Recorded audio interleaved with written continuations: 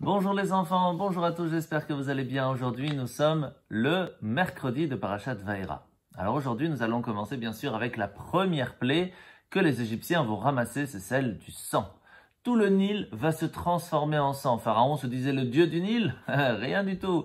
Tout va se transformer en sang, mais pas seulement ça. Toutes les eaux qui se trouvaient dans les cruches, dans les verres, dans les maisons, dans les hôtels, partout.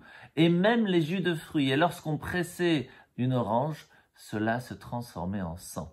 Et ils n'avaient plus la possibilité de boire, c'était impossible pour les Égyptiens. Et c'est pour cela qu'ils vont devoir acheter de l'eau aux Juifs, chacun selon sa mesure. À partir de là, la deuxième plaie va arriver, parce que Pharaon ne va pas vouloir, toujours pas, envoyer les Bnei Israël d'Égypte.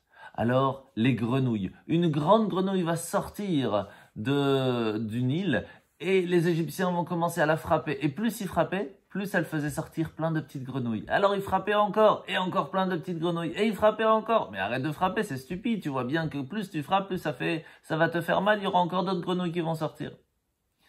Malheureusement, dans les disputes, c'est souvent comme ça. On commence à se frapper l'un et sur l'autre, mais plus on se bat, plus on va avoir mal, et plus l'autre aussi va avoir mal. Alors pourquoi se battre? Arrêtons de se disputer, et ce sera beaucoup plus facile. Et alors, il y a une histoire du Rav Shvadron, très connu, qui nous raconte et qui nous montre comment il faut faire. Un jour, il s'est retrouvé dans une synagogue où quelqu'un va lui faire honte, va lui faire tomber son talit par terre. Et il s'est dit, je ne vais pas me battre avec lui, je vais juste changer de synagogue, je vais aller autre part pour faire la prière. Sauf que ce monsieur-là qui avait humilié le Rav va commencer à tomber malade. Et à la place d'être content qu'il était malade, bien sûr, le Rav Shvadron va aller le voir chez lui à la maison, on va le bénir qu'il soit guéri rapidement, etc. Et lorsque il va voir que le Rav se souciait de lui, eh bien, il va lui demander pardon pour ce qu'il a fait. Et il va changer d'attitude, et c'est ce qui va lui permettre de guérir.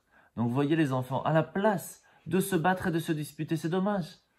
Arrêtons de se disputer, parlons ensemble, on trouve une solution, et tout le monde est content. Bonne journée les enfants.